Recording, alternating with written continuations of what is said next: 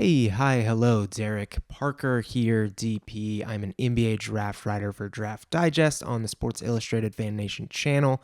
This is a new series I'm going to be putting out, the Draft Guide series. Essentially, what I'm going to be doing is getting one team, breaking down their roster, kind of evaluating their assets, and then reverse engineering that into what their draft needs are and what some of their options are for the draft. So, sometimes it's going to be best fit due to their current construction. Sometimes they're going to need pure talent and best player available. But regardless, by the end of this video, you should have a good idea of what the team needs. We're going to kick this series off with the Detroit Pistons. I like their current configuration. I like their core pieces. And I think they have a lot of fun options in the 2023 draft despite a lottery night slide. The Pistons have the number 5 pick in this draft. I think they have a lot of really intriguing options. I'm going to be giving general breakdowns, and then at the end of the video, I'm going to offer up some analysis on what I think they should do. I was also planning on going into pick number 31, which they also own, but this ran a little longer than I thought, so just know that I like an upside swing there, probably at forward or wing. We're going to start with a tiered review of Detroit's physical assets. This is going to be kind of a simplistic view of what I think they should prioritize in terms of roster construction moving forward. Starting with the untouchables / potential superstars, standing alone in this group is former number 1 pick Cade Cunningham. Despite injury concerns, I'm still very much a believer in his ability. I think he has tremendous upside as a jumbo, cerebral style guard with facilitating chops, and I do think he should continue to be the focal point of this rebuild. The two that stand out here are 2022 draftees Jaden Ivey and Jalen Duren, both of which I think had strong rookie seasons, all things considered. Ivey is a product of what we talked about earlier in Cunningham being easy to surround talented players with. Ivey is also a strong facilitator, giving them a real potent tandem at guard. Duren was the youngest player in the NBA last season. He is a physical specimen of a traditional style center, and with his size, athleticism will offer a two-way paint presence for Detroit, especially as he continues to learn the ins and outs of the NBA. On to the final tier, guys that I think are positive assets. They're not stars or going to fetch a pretty penny individually on the market, but I do think these guys add value both to the on-court product and to any potential deals. And in this category, we have Bojan Bogdanovic and Isaiah Stewart. And because someone will say it, I'm not saying other players can't be or aren't valuable. These are real people. They're going to impact games, the team dynamic, everything. These 5 are just who I see as the core or have real value in terms of deal facilitation. So we have taken a look at the state of Detroit's assets moving forward. They were the worst team in the league last season. They lost Cade Cunningham due to injury, of course, a guy I think can be a superstar, but in terms of overall talent, they really just can't match up with teams night in and night out. I do expect internal development to help this team take a jump next season. I don't think they're going to be the worst team in the league next season, but it's pretty clear that they need a pretty big infusion of talent if they're going to want to make noise down the line. They're in a really interesting position in the 2023 draft due to the fact that this team on paper should not be looking at anything but the best player available, but that really doesn't exist at the number 5 spot. There is no clear-cut 5th option in this draft, and especially one that fits seamlessly into what Detroit is trying to do, and they kind of negate a whole position group due to having 2 lead handlers already, albeit ones that we can trust moving forward. They also just really lack the physical, movable assets to trade up in this draft, which would really help them, and they definitely shouldn't be looking to offload firsts anytime soon. Detroit did not want to see that lottery night slide. They did not want the 5th pick, but regardless of that, I think there are a ton of interesting options here, and ones that I think can really help them win games in both the short and long term. I'm assuming for the purposes of this video that Victor Wembanyama, Scoot Henderson, Amen Thompson, and Brandon Miller are off the board at this point.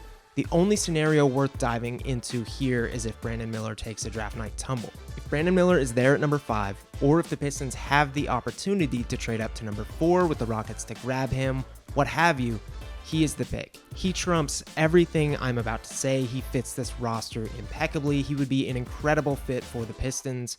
He would be the pick there. So Let's start with one of my favorite prospects in this draft, Houston forward Jarace Walker. He's 6'8", 230 pounds. He looks every bit of it. Archetypally, he's a multi-tool defensive specialist with some connective passing attributes. Starting with his selling point, Walker is one of the best and most versatile defenders in this draft. He's mobile, instinctual, has great footwork and active hands. He averaged exactly 1 steal and 1.3 blocks per game with the Cougars and helped to anchor the best defense in the country at just 19 years old. Offensively, he's far from a finished product. He averaged a respectable 11.2 points per game, but doesn't quite have anything to hang his hat on in that regard. He doesn't have an advanced post game. He can space the floor, but isn't a massive threat, just 35% on less than 3 attempts. And the rest is just a little too hodgepodge to be considered a viable scoring package. Somewhere deep in his bag is this tantalizing on-ball creation ability that he showcased in flashes at Houston, and much more in his high school tape. That, mixed with his translatable defense, is what lands him within the top 5-ish range. The last thing to touch on is his passing ability, which really separates him from a few other prospects here. He's high IQ, is great at surveying the floor, staying patient, and he's shown the ability to make some truly high-level reads. In terms of his actual fit with Detroit, I think it's likely the least flashy of any prospect in this range, but it's a good one, and I think Jarace Walker would contribute to winning in Detroit, no doubt about it. There's some redundancy with Isaiah Stewart in terms of position and role, but I think Walker would quickly oust him due to overall feel for the game. Offensively, Jarace would provide another quick processing piece next to Cunningham and Ivy, helping to create a really harmonic group. He could run big actions as a facilitator with Jalen Duren. He could hit open shots when needed, and if his on-ball ability ever came around, he would be a force in that core. A guy that's been Harry Potter Voldemort linked to Jarace Walker throughout this entire cycle for some reason, Central Florida's Taylor Hendricks, is another versatile forward who has been hanging around this area and, despite not really doing anything new, is really starting to generate buzz at the 5 spot. Most generally, he's going to be a 3-and-D forward. He shot around 40% on 5 attempts per game in college. He has a clean and projectable stroke, and defensively is really close to Walker in terms of pure skill. He's a much better shot blocker, 1.7 per game for the Knights, but has just a little less switchability, which, with pretty set-in-stone positions in Duren and Ivy to some extent, may not matter a ton to Detroit. In the short term, and potentially in the long haul, Hendricks isn't going to give you much on-ball juice. He can attack closeouts, certainly, and his post game is just fine and constantly improving, but he is just not a potent player with the ball in hands from both a scoring and playmaking perspective. On paper, his fit with Detroit is a great one. He offers a lengthy shooting threat next to Cade Cunningham and Jaden Ivey, weak side shot blocking ability, and some post game next to Duren. He's as seamless a plug and play kind of guy as it gets. The issue here is the ceiling. When you're this high in the draft, especially when you're coming off the worst NBA record, there's some pressure to grab more than just a role player. And while Hendricks offers great and winning attributes, at the end of the day, they are role player-esque. And drafting him at 5th overall could be looked at as a pretty significant reach with other talent floating around here. He's certainly still an option, it's just dependent on if the front office wants to go that route.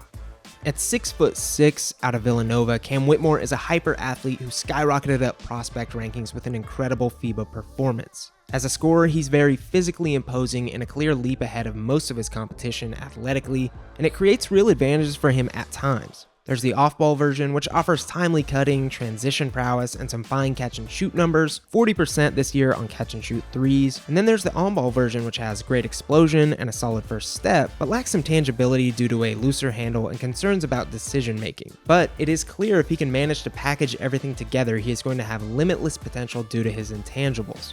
Defensively, he's a good playmaker but doesn't project to be some high-impact player in the NBA. His passing and playmaking is a major negative. He had a negative assist-to-turnover ratio, and with his fairly high usage rate, it was a genuine problem.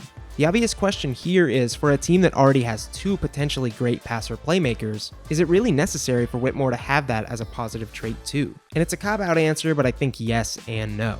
Would it be great for him to not get tunnel vision or stop the flow of the offense? Yes. But if the team isn't dedicated to having a roster full of playmakers, which it appears they aren't via recent additions and draftees, then it's clear they're going to be relying on that with Cade Cunningham and Jaden Ivey. And if they're shouldering the load, I do think it takes pressure off Whitmore to some extent. But becoming a better passer, decision maker, and developing better basketball IQ is going to be key to becoming a net positive basketball player, regardless of position, role, team, fit, yada yada. We just saw it in Celtics Heat Game 7. Jaylen Brown has plenty of physical advantages and is a tough shot maker, but he killed his team at times with wild play, bad shot selection, and turnovers. So that's just something the team will need to feel out as they go through pre-draft workouts, interviews, and whatnot. Not really a black or white answer I can nail down for the purposes of this video.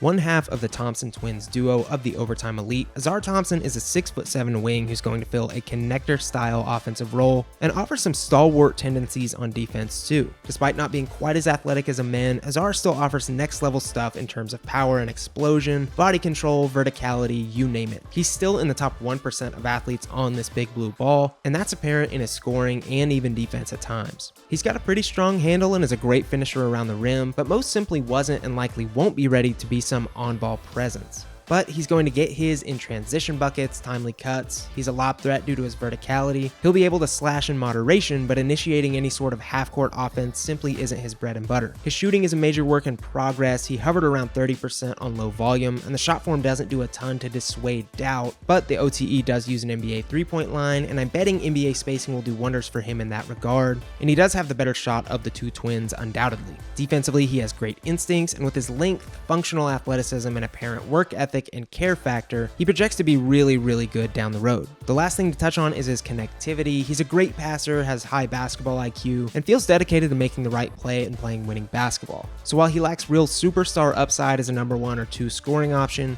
he could thrive in a tertiary or ancillary connective role, which is interesting regarding his fit with Detroit. Alongside Cunningham and Ivy, Ausar would likely slot into a wing-style role, playing primarily off-ball. In my mind, he would get plenty of points as a high flyer and transition threat, but his half-court offense could be hard to come by. If he ever becomes a passable shooter, a three-headed monster of Cunningham, Ivy, and Thompson that can all handle the rock, pass, and score off of each other is incredibly intriguing. I looked into trade down targets, and really the only one that stands out to me, unless you can grab assets to get Hendricks or Whitmore, is Grady Dick. I even considered adding him to the list here at number 5. I think the Pacers take a hard look at him at number 7, and it doesn't feel like that much of a reach to me, but ultimately I opted not to. Regardless, I think Grady fills some legitimate needs for Detroit, fits great next to Cunningham and Ivy, and has much more to his offensive package than people give him credit for. Offensively, I really believe he could be a key third piece or tertiary option in this machine. But defensively, despite being a smart player, he has some real holes, and for a team without outstanding defense already, he kind of offers a weird fit on that end. Regardless, Grady Dick did feel notable to me here. Obviously, the perfect pick for Detroit is just not there at number 5, and that's what makes this upcoming decision such a hard one. I truly, to some degree, get evaluating every single one of these prospects that we've talked about, and you could really sell me on picking each of them here at number 5. But to me personally, if I was in Detroit's shoes, I would be leaving with Jarace Walker if available. With the current talent level of Detroit, I think they're in this middling ground between needing an upside swing due to lack of talent, but a solid contributor due to the situation they're in organizationally. The 5th pick really feels like they need to yield some long-term results, but in the same breath, Detroit simply can't come away with a pure project that's going to need years of work. To me, Jarace Walker is the only guy on this list who truly checks both of those boxes. He offers an immediate win-now infusion of defense and connectedness, and the upside swing and potential on-ball creation, shooting, and even shot making. But worst comes to worst, I think Detroit really has options. They could swing for the fence with Whitmore or Ausar. They could go with a seamless fit in Hendricks. They could get a guy who I think could really galvanize the roster in Grady Dick. Regardless of what happens, I think Detroit is in for a fun night on Draft Night 2023. Thanks for watching this video. I hope it turned out okay. This is my first run at a draft guide, so we'll see. Let me know who you would pick for Detroit. Let me know if you want to see me do these for other teams. Drop those teams below so I can kind of get a bead on who I should do this for. Go check out my mock drafts and my heat check series, and let me know of anything else you want to see as we approach the 2023 NBA draft. I'm so stoked for it. We'll see you soon.